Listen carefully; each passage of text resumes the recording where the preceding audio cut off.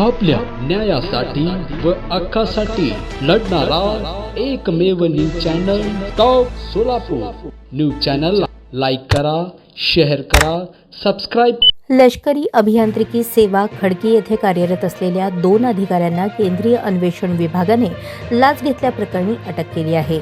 सहाय्यक गॅरिसन अभियंता सुनील निकम आणि कनिष्ठ अभियंता सुरेश मस्के अशी संशयित आरोपींची नावे आहे। हे दोघे तक्रारदारांकडून 2 लाख रुपयांची लाच स्वीकारत असताना सीबीआयने ही कारवाई केली।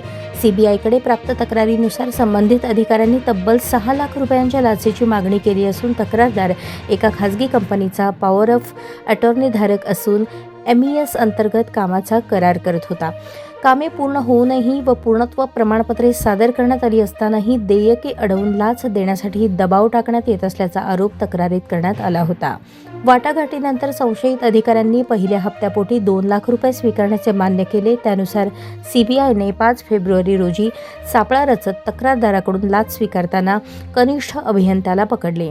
लाचेची रक्कम त्याच्या कार्यालयातून जप्त करण्यात आली। या प्रकरणातील कटात सहभागी असल्याचे स्पष्ट झाल्यानंतर सहाय्यक गॅरिसन अभियंत्यालाही अटक करण्यात आली। दरम्यान संशयित आरोपींच्या निवासी व कार्यालयीन ठिकाणी झडती घेण्यात आली असता महत्त्वाची कागदपत्रे तसेच 1,88,500 रुपयांची रोकड जप्त करण्यात आली। या प्रकरणाचा पुढील तपास सीबीआयकडून सुरू आहे।